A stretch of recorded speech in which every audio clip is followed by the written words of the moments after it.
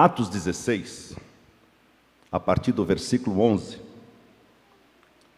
lemos a gloriosa palavra de Deus que diz: E navegando de Troade, fomos correndo em caminho direito para Samotrácia, e no dia seguinte para Neápolis, e dali para Filipos, que é a primeira cidade desta parte da Macedônia, e é uma colônia.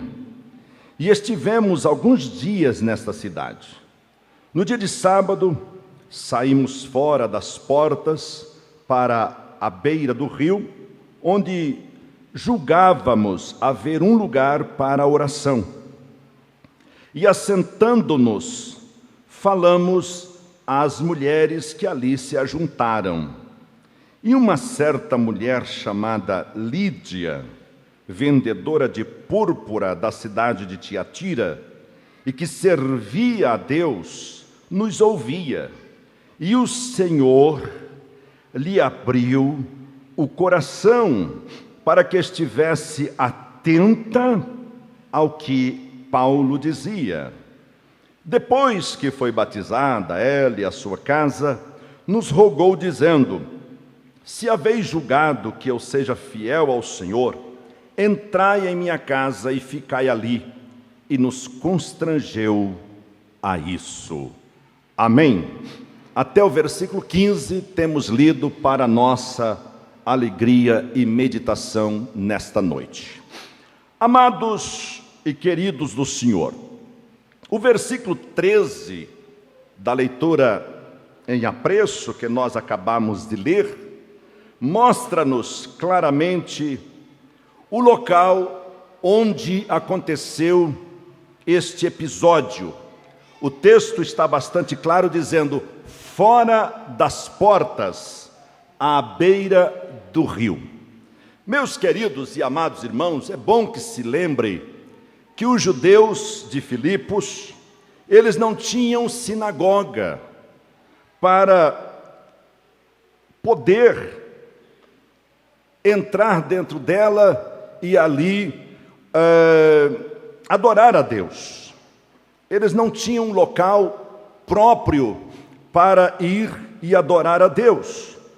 Por essa razão é que eles iam, irmãos, à beira dos rios, às orlas dos rios, ao ar livre, para ali oferecer a sua adoração a Deus. E com frequência eles se reuniam às orlas dos rios para fazer inclusive as suas abluções, que são ou que eram os rituais, irmãos, de lavagem. Ali eles tomavam banho para a purificação, bem como algumas religiões que até hoje ainda procedem assim.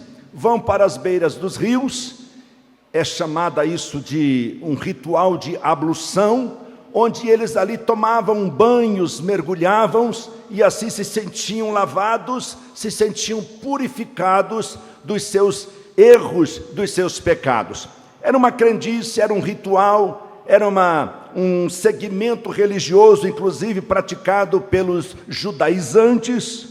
E naturalmente, irmãos, o desejo deles com esses atos não era simplesmente ser mais um partícipe de um ritual, mas na verdade era um desejo de adorar a Deus. Eles tinham um objetivo único de adorar a Deus e não se importavam de fazer isto em locais públicos. Aonde eles pudessem, irmãos, oferecer adoração a Deus, era o local propício para eles. Pois bem, a Bíblia nos mostra, irmãos, claramente que o desejo de adorar a Deus não deve considerar o local, mas sim o desejo latente na alma de se buscar um momento para adorar a Deus, independentemente do local. Se está num recinto fechado, como nós estamos aqui dentro de um santuário, ou se está num recinto aberto, os judeus, eles não tendo lugar, eles fazem a sua adoração a Deus em lugar aberto, ao ar livre.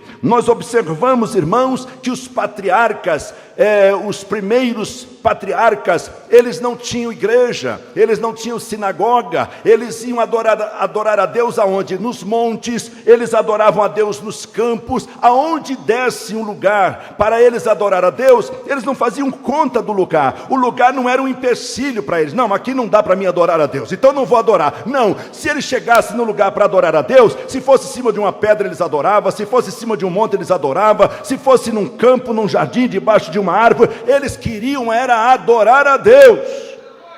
Bendito seja o nome do Senhor. Os crentes primitivos, da igreja primitiva, irmãos, eles adoravam a Deus, não tendo lugar para adorar a Deus. Sabe aonde eles iam adorar a Deus? Nas catacumbas.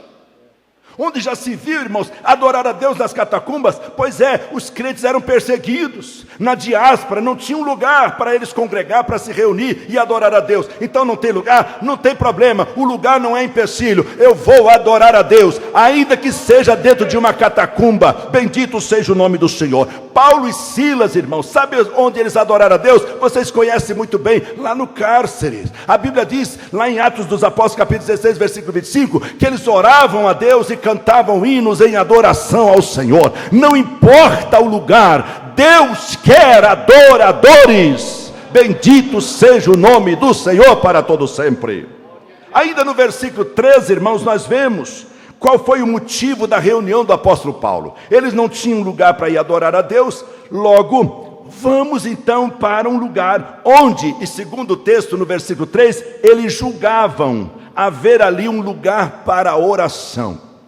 Irmãos, como é fundamental a pessoa ter intrinsecamente um desejo de adorar a Deus. E não se consegue adorar a Deus sem primeiro, irmãos, desejar também orar ao Senhor, buscar a presença do Senhor. A oração, irmãos, ela sempre ocupou um lugar proeminente num culto a Deus. Ou seja, não se compreende um culto em que não haja oração. Veja a Assembleia de Deus, desde os seus primórdios, os nossos missionários começavam o culto como? De joelhos. Chegavam na igreja, chegavam nas casas, nas salas dos irmãos, e ali dobravam os seus joelhos e começava o culto orando. Infelizmente essa prática, irmãos, ao longo dos anos tem diminuído. Poucos são os irmãos que gostam de chegar mais cedo, como eu, e dobrar os joelhos e começar o culto, porque o culto, irmão, não se começa depois que já terminou o período de oração. O culto já começa lá em casa. Eu já venho adorando ao Senhor lá em casa. Eu já venho dizendo: Senhor, eu vou para a tua casa e vou te adorar. E eu já chego aqui e já, irmão, veja, eu não gosto nem de conversa. Às vezes, irmão, pastor, dá uma palavrinha, irmão, depois do culto, primeiro eu vou conversar com Deus, primeiro eu vou falar com Jesus, primeiro eu vou conversar com meu grande amigo, depois do culto a gente fica aqui a noite toda, a madrugada fora, mas primeiro buscai o reino de Deus e a sua justiça, as demais coisas vos serão acrescentadas. Sabe por quê, irmãos? Muita mornidão na vida das pessoas, muita frieza espiritual, porque não chega mais para a oração, e não tem mais o objetivo de adorar ao Senhor. Simplesmente o culto se tornou, irmãos, uma reunião solene. Uma reunião solene, vamos para o culto da ceia. Primeiro domingo, vem todo mundo, as congregações, os obreiros, os irmãos, as irmãs, cada um mais bonito do que o outro, cada um mais cheiroso do que o outro, e que coisa linda, e que coisa bonita, canta coral, canta mocidade, canta isso e canta aquilo. E a adoração? Adoração não é movimento, irmãos, adoração sai da alma. Adoração arranca do coração, e o verdadeiro adorador, ele adora o Pai em espírito e em verdade, e é isso que está faltando na igreja odierna, uma adoração sincera, em que quando se começa a adorar, o paralítico anda, quando se começa a adorar, o surdo começa a ouvir, o mundo começa a falar, o pecado vai embora. Irmãos, aonde há adoração não reside pecado, aonde há adoração não reside, irmãos, vaidade, não existe mundanismo, porque a adoração põe para fora aquilo que não é agradável aos olhos do Senhor.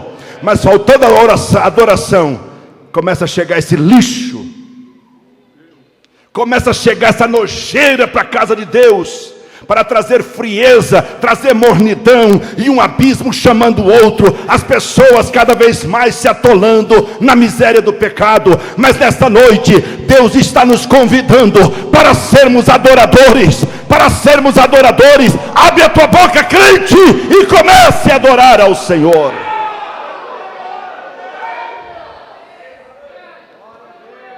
Deus não quer gritos, Deus não quer berros, Deus não quer cambalhotas, Deus quer adoradores.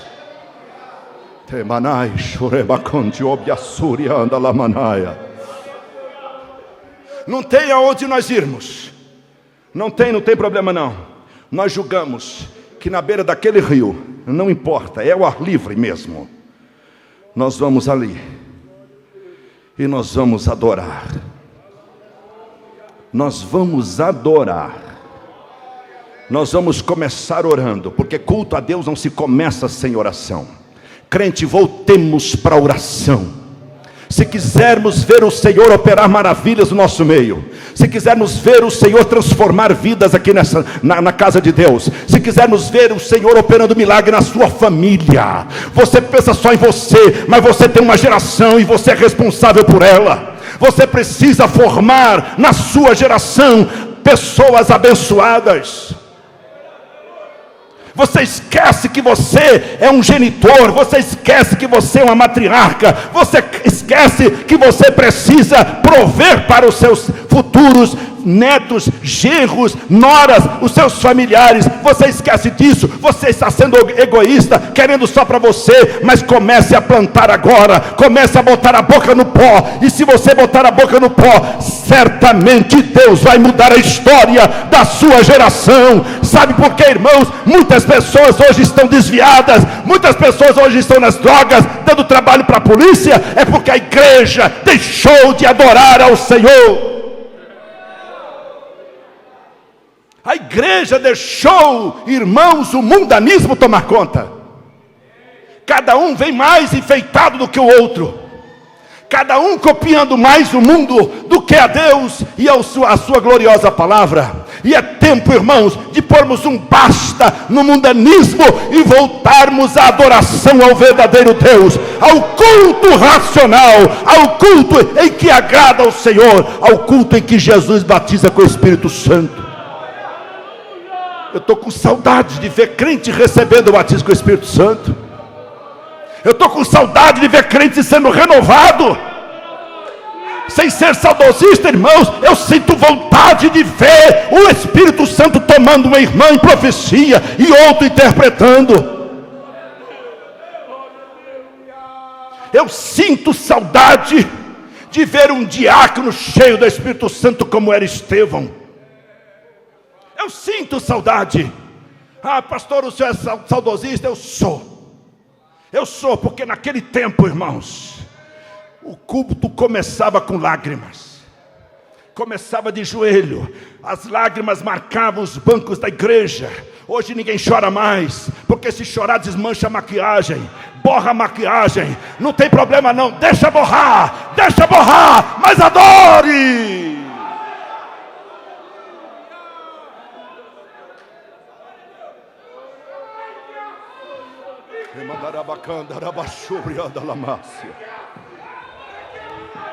Eu estou sentindo Deus aqui nessa noite.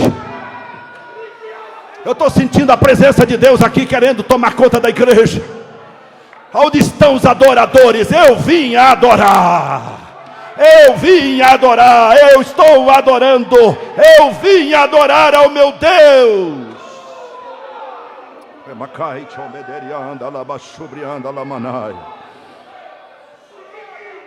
Aleluia.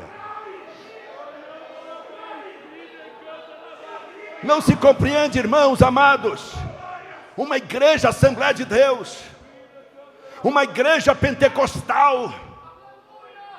Não se compreende, irmãos, crente chegar depois que já começou o culto, como se o culto esperasse os crentes. Não, os crentes têm que se reunir para começar o culto a Deus. É inconcebível, irmãos. Começa o culto, tem gente chegando 8 horas.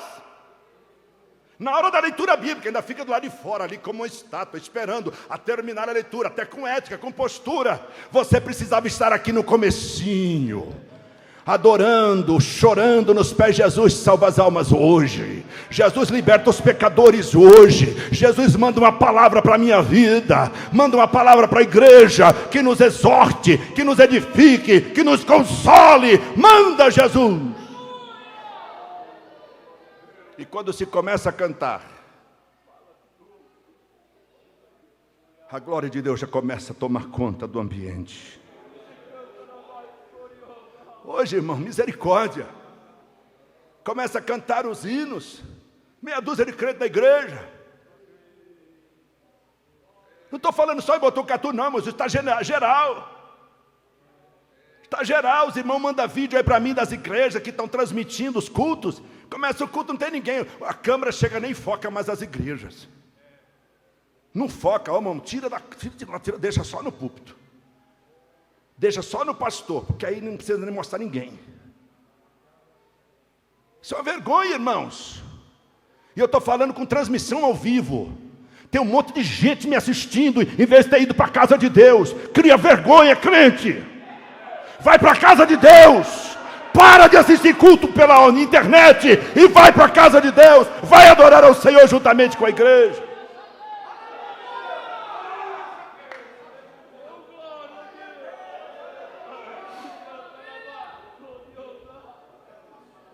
Ah, pastor, estou indo embora. Vai, meu filho. Vai depressa. Já demorou.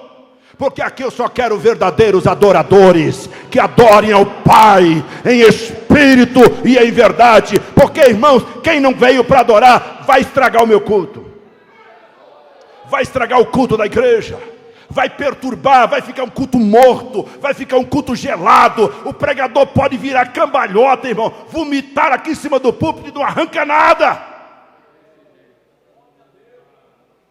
Antigamente, irmãos, a igreja entrava na oração um mês antes do culto da ceia. Não era uma semana, era um mês todo orando para a ceia do Senhor. Sabe o que acontecia? Pecador, irmãos, ele se perdia. Sabe onde ele se achava? Na igreja. Eu estava pastoreando na igreja de Itu. Foi uma igreja muito referencial no meu ministério. Quantas vezes chegava a pessoa, pastor, eu me perdi na cidade, e eu não sei porque eu parei aqui. Aí como era uma igreja, eu falei, eu vou entrar, eu vou perguntar. E aí Jesus salvava ele dentro da igreja.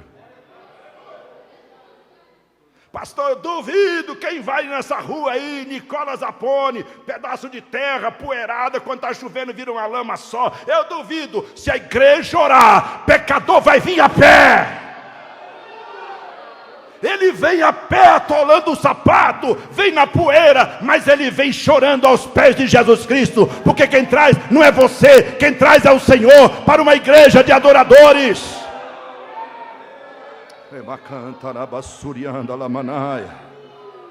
Voltemos à oração. Eu disse aos irmãos que esta igreja, ela iria manter, irmãos, aquela Assembleia de Deus dos missionários, Daniel Berg e Gunnar Wingren. Estou procurando mantê-la. Eu quero a ajuda da igreja, eu quero a ajuda de você, eu quero a ajuda da sua família. Me ajude a ser uma igreja de verdade. Já estão comentando novamente da nossa igreja, e eu louvo a Deus por isso. Já estão comentando, e eu fico feliz por isso.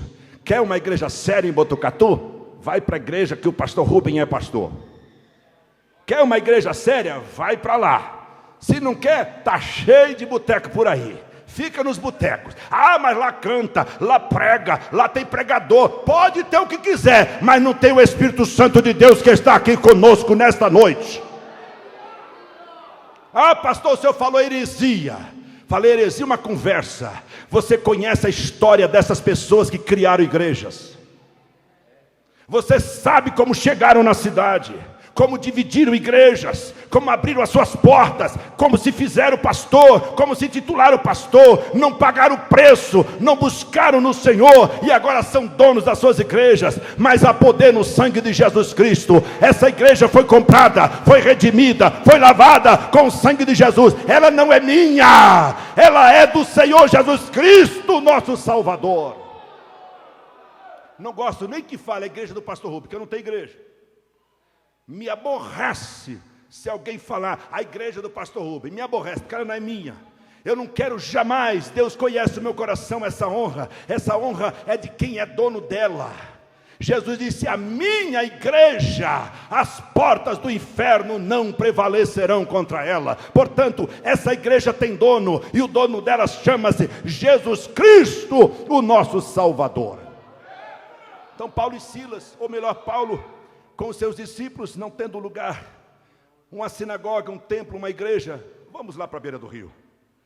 E foram para lá, porque eles julgaram que ali havia um lugar para oração.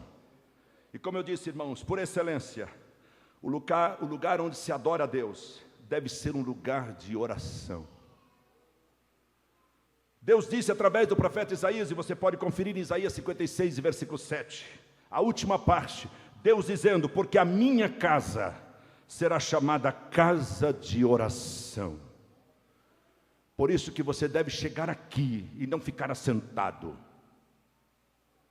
Chegar aqui e dobrar os seus joelhos.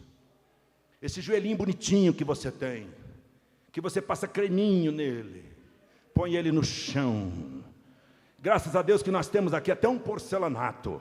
Mas eu sou da época ainda que se dobrava joelho em chão barrento, que não tinha piso, mas nós chegávamos e dobrava o joelho, a calça ficava manchada, irmão, mandava na lavanderia, a esposa lavava, esfregava e ficava aquela mancha do barro, onde nós dobrávamos os joelhos. Mas sabe o que acontecia? Quando levantávamos da oração, a glória de Deus já estava no santuário. Bendito seja Deus. Hoje nós temos porcelanato, hoje você tem um lencinho, você pode pôr um lencinho, a irmã deu até uns tapetinhos ali, para você dobrar o joelho. Põe o teu joelho no chão, não importa se é num tapete, se é num lenço, se é num porcelanato, prostre-se diante do Senhor. Não comece um culto sem estar primeiro em oração.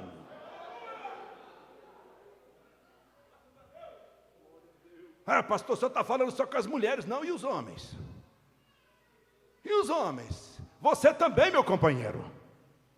Pare de ficar andando por aí. Você é um obreiro na casa de Deus, você é um cooperador. Chega mais cedo, cooperador, e dobra os seus joelhos. Ora primeiro, depois você vai para a porta. Depois você vai para a porta. Diácono, chega cedo, põe o joelho no chão, clama ao Senhor, depois vai para a porta. E ali você vai estar cheio do Espírito Santo. Quando você tocar numa vida, alguém cumprimentar você, a paz do Senhor, meu irmão, já vai sentir o Espírito Santo de Deus tocando nela. Aleluia. O que está faltando hoje, irmãos? Crente cheio do Espírito Santo. Quando toca não acontece nada. Não acontece nada. Eu me lembro quando Jesus entra na casa de Pedro. A sogra dele estava ardendo em febre. Jesus, cheio do Espírito Santo, vai lá e toca nela. Não precisou de dizer: vai embora enfermidade, vai embora febre. Só o toque de Jesus. Aleluia. E você não esqueça que você estando cheio de Jesus, quem você tocar, vai sair a enfermidade dela. Vai sair a enfermidade nele. E se vier possuído por demônios, já vai cair ali fora. E você, com a graça de Deus, vai ordenar e ele vai bater em retirada. Sabe por quê? Porque você está cheio do Espírito Santo. Mas não, irmão, chega só depois que começou o culto. Paz. Paz. Que paz o quê, irmão? Você é crente da Assembleia de Deus. É a paz do Senhor Jesus mesmo. Por favor, não me dê paz, tá? Não me dê paz que eu não gosto, mas me fale a paz do Senhor Jesus que eu gosto. Irmãos, é tanto modismo, é tanta coisa que está causando um caos na igreja. Cultos mortos, Pastor ora, consagra, a igreja ora, alguns irmãos oram, consagra, o ministério ora, consagra. E aqueles cultos metódicos, mesma coisa, mesma coisa. Vamos cantar, irmão. Não tem um ânimo, não tem um vigor, não tem uma adoração, não sai nada, irmão. Mesmo que o pregador soe a camisa, mesmo que o pregador faça das tripas coração, não arranca nada. E não arranca nada por quê? É o pregador que está desviado? É o pastor que está em pecado? Não, é a fraqueza espiritual, a mornidão que tem tomado conta de muitas pessoas. E não esqueça, o pouco do fermento é que leveda a massa. Muita gente, irmãos, não tem mais orado ao Senhor. A sua semana é uma semana só de atividades. Lembra da academia? Lembra do futebol? Lembra dos lazeres? Lembra de tudo, menos de buscar o Senhor. Mais uma semana de oração. Pedro, Tiago e João na igreja. Pedro, Tiago e João na igreja. Os demais, sei lá Deus onde andam. Ah, pastor, eu tenho que descansar, eu sou filho de Deus, eu tenho direito. Sim, você tem sim. Mas você está invertendo os valores. Depois não se queixe de prejuízos, de perdas irreparáveis. Seus filhos, seus netos, sua geração vão te culpar. Porque quando você podia buscar o Senhor, você estava no seu lazer. Você estava abusando da liberdade. Você estava mundanizando a sua vida, esquecendo que é um crente. E olha, irmão, não venha me dizer, não venha querer me comprar com conversinha, não. Você não orou, não. Não vem, não. Você não leu a Bíblia essa semana, não. Não saiu da internet, não saiu da rede social. Não tirou um tempinho com Deus. Não se trancou no seu quarto e disse: Deus, tenha misericórdia de mim, tenha misericórdia da minha família, tenha misericórdia da nossa igreja, do meu pastor. Garanto que você sequer orou por mim. Silêncio total. Só que Deus reclama. Só que Deus está cobrando. E não espere Deus cobrar de outra maneira. Deus está nos advertindo ainda por palavra. Deus está nos advertindo ainda pelo seu servo, o pastor da igreja. Não deixe Deus te cobrar de outra maneira. Ele requererá do culto desta noite de você.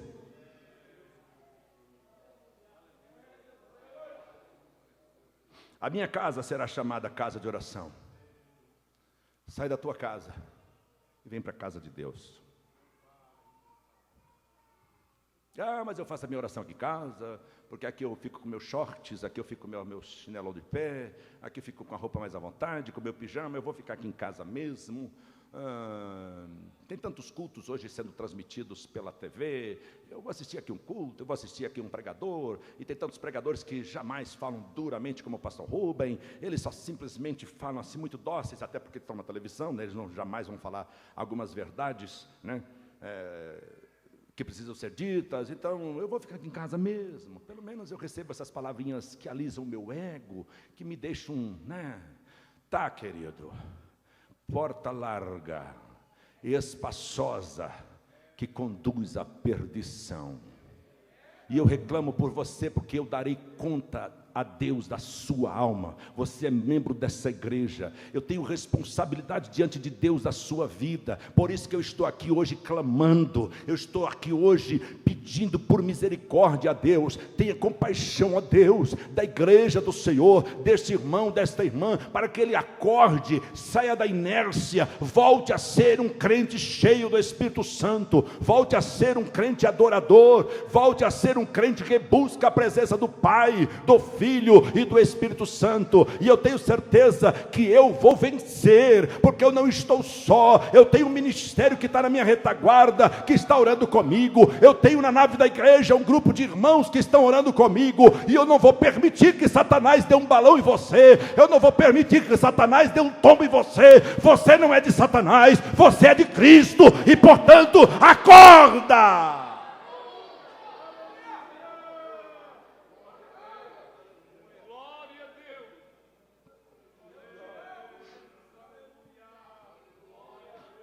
A minha casa será chamada casa de oração, diz o Senhor. Paulo e Silas, quando estavam presos lá no cárcere, já falei isso, Eles não só cantavam hinos em adoração ao Senhor, mas também oravam ao Senhor. Oravam ao Senhor. Perto da meia-noite, Paulo e Silas oravam e cantavam hinos a Deus, e os outros presos os escutavam. Pedro e João foram instrumentos, irmãos, nas mãos do Senhor, lá na cura do paralítico, em Atos 3:1. Quando se dirigiam para o templo na hora da oração. Foi quando Pedro toma a palavra e diz: não temos prata e ouro, mas o que eu tenho eu te dou. Em nome de Jesus, levanta e anda. E o paralítico levantou e andou e glorificou ao Senhor. Portanto, querido e amado irmão, quer ver milagre? Quer ver operação de maravilha? Quer ver batismo com o Espírito Santo? Quer ver renovo espiritual? Entre na casa de Deus e põe a boca no pó. Vai para a oração, querido, por favor. Eu estou te implorando. Volte à prática da oração. E quando começar o culto, seja um adorador.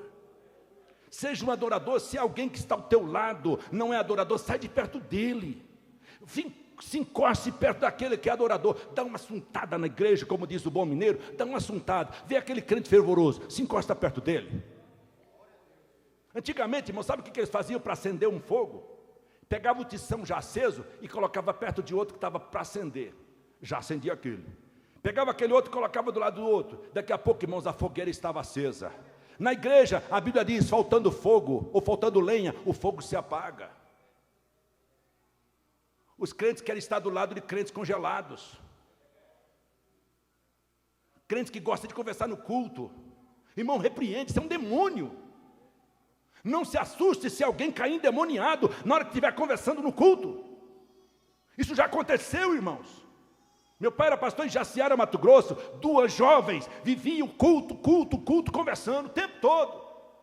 E um dia meu pai disse: olha, você não se assuste se você ficar endemoniada dentro da igreja. Não foi muitos dias. O demônio pegou as 2, irmão, caiu endemoniada. E meu pai disse: deixa aí. Vamos ter que pagar um preço agora. Vamos continuar o culto. E ficaram se estribuchando. Terminou o culto, meu pai foi lá e expulsou os demônios delas. Falou: nunca mais vamos conversar na igreja. Não brinca não, queridos, aqui é casa de Deus. Mocinha, não brinca não, viu? Aqui é casa de Deus. Mocinho, não brinca não, aqui é casa de Deus, viu? Não vem barbichinha aqui não, que aqui é casa de Deus. Não vem com o chapéuzinho para trás aqui não, aqui é casa de Deus. Arranca esses costumes do mundo, porque aqui é casa de Deus.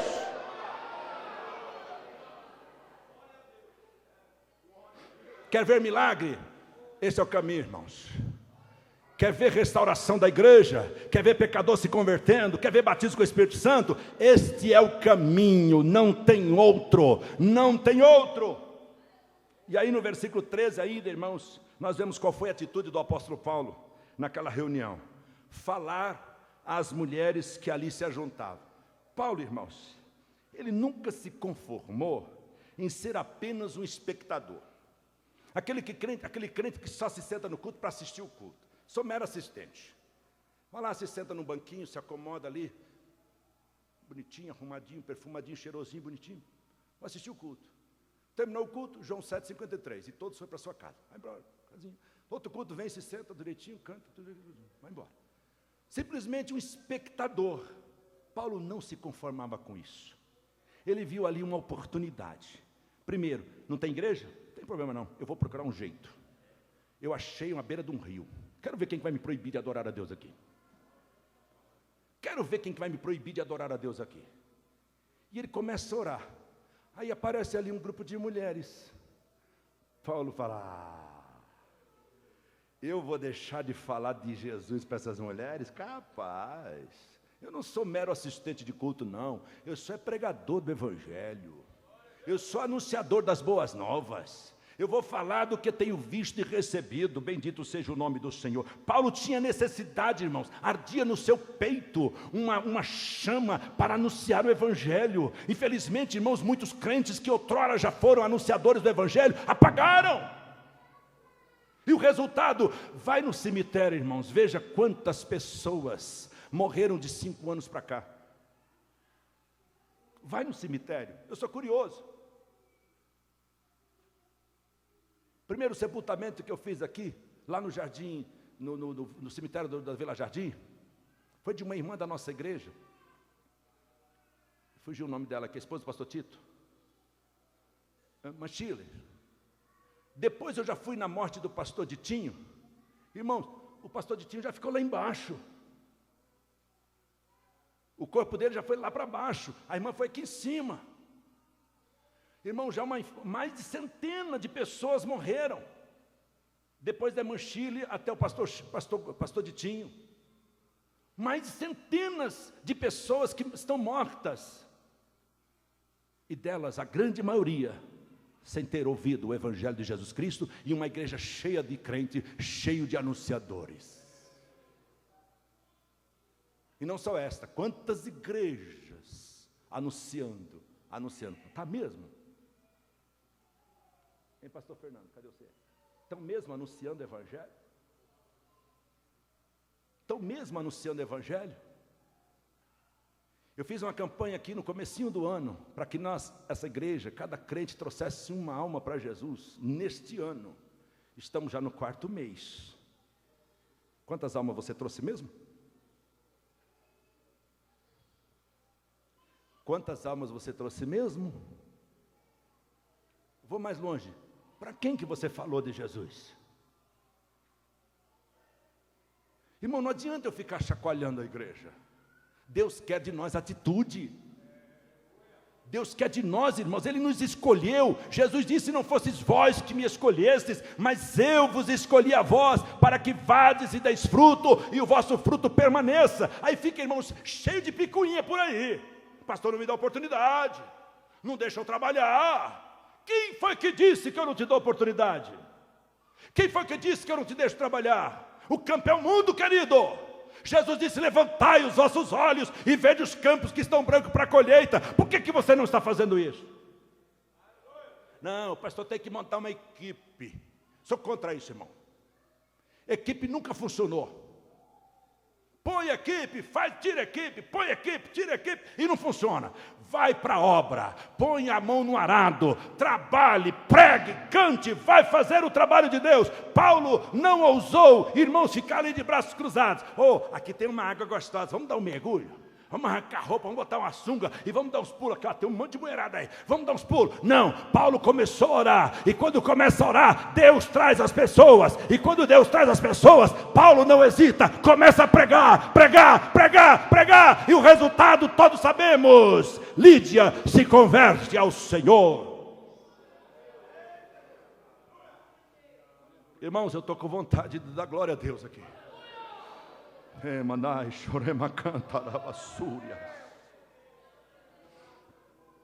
Paulo, irmão, não perdia a oportunidade.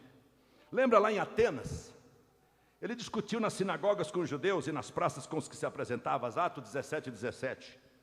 Lá em Atos 18 e 9, Paulo tinha em mente a exortação do Senhor Jesus, lá em Atos 18 e 9, e disse o Senhor em visão a Paulo, não temas, Paulo, mas fala e não te cales. É o que eu estou procurando fazer, igreja. Não temas, crente, não temas, servo de Deus, não temas, serva de Deus. Você é um mensageiro de Deus, você foi salvo para ser um arauto, um profeta de Deus. Portanto, pregue a palavra de Deus. Lá em Éfeso, na sinagoga, Atos 19, 8, diz o texto que entrando Paulo na sinagoga, falou ousadamente por espaço de 3 meses, disputando e persuadindo-os acerca do reino de Deus. Quanto tempo mesmo faz que você não fala uma palavrinha de Deus para ninguém? O apóstolo Paulo se viu impelido, irmãos, a dizer como Nabucodonosor.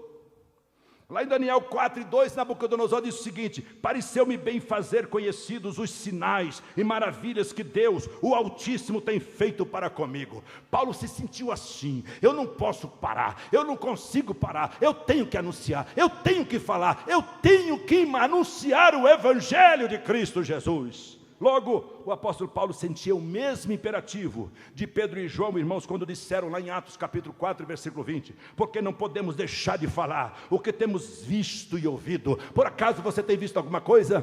Por acaso você tem ouvido alguma coisa? E se você tem visto, anuncia, conta quão grandes coisas o Senhor tem feito na sua vida. Eu pedi para a irmã Precisa contar o testemunho hoje, pena que o horário não vai ser permitido, mas eu vou contar rapidamente o testemunho que ela me contou. Ela foi a sogra o pai da irmã Vânia, tem umas cabecinhas de gado, irmão, e aconteceu que não estava produzindo nada, não estava produzindo, não crescia o rebanho, nem nada.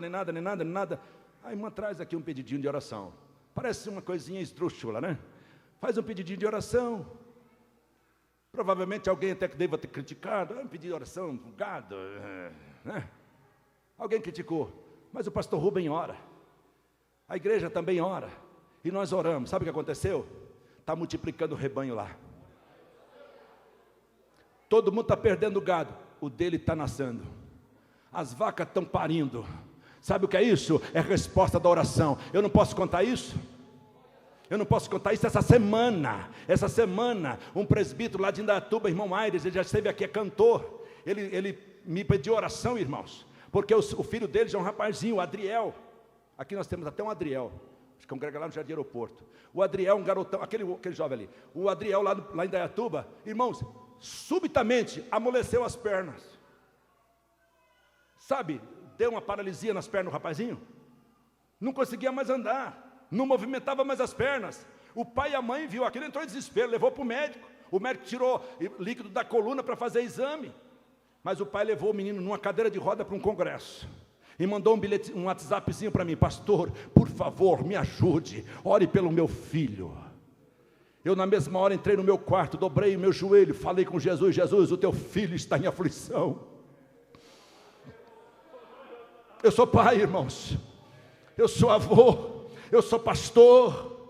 Jesus, visita o Adriel, põe as tuas mãos, o que o médico não pode fazer, faça. Hoje pela manhã, irmãos, eu estou na consagração, um WhatsApp chega: pastor, o senhor pode não acreditar, mas o milagre aconteceu. Jesus fez o meu filho andar ontem à noite. Aleluia! Eu não posso contar isso, eu tenho que contar com grandes coisas tem feito o Senhor. O meu Deus não mudou, o Deus dessa igreja não mudou, e Ele ainda quer operar maravilhas no nosso meio, e Ele já está operando aqui nesta noite. Comece a sentir o milagre de Deus na sua vida.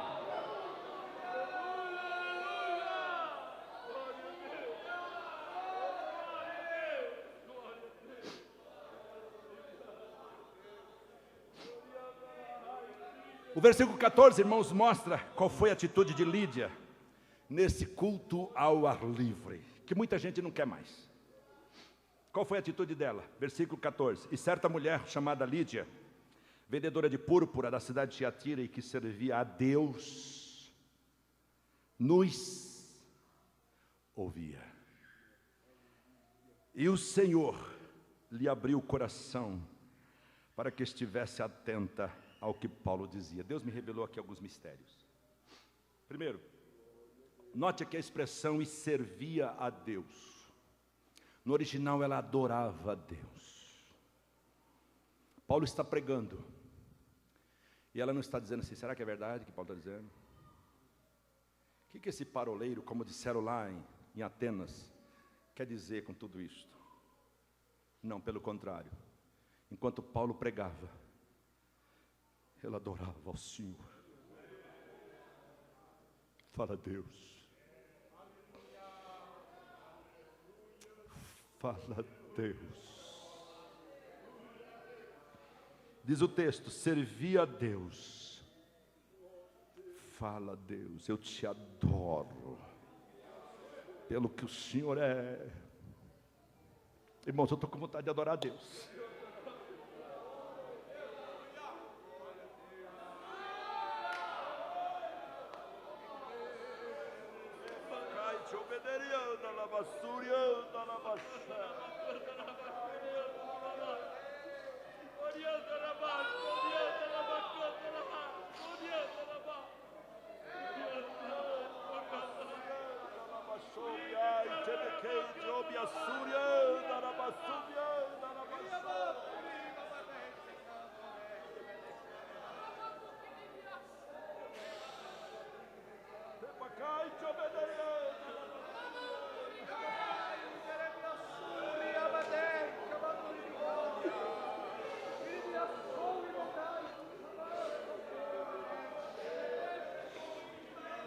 Se você sentir desejo de adorar a Deus, adore aí, pode adorar.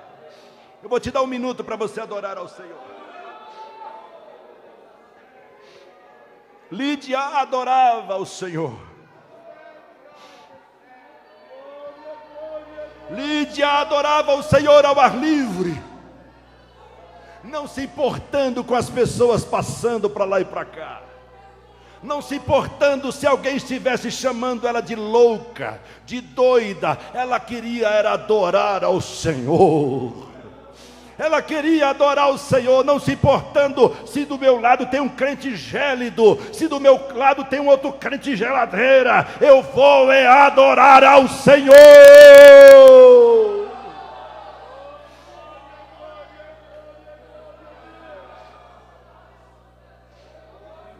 Lídia tomava uma atitude de adoradora. Ela não esperava que alguém pedisse que ela adorava. Tem gente, irmãos, que para você pedir para ele adorar, você tem que ficar implorando. Pastor Fernando Carmona é pregador, ele sabe disso. Os pregadores aí sabem disso. Tem culto, irmão, que o pregador só falta ensopar a roupa. Levanta a mão, irmão, dá glória a Deus. O adorador adora a Deus, adora a Deus. E o povo fica assim. Lídia não se importava. Eu estou ouvindo o quê? Eu estou ouvindo a mensagem de Deus. Nada me rouba deste momento precioso. Nada me tira a atenção.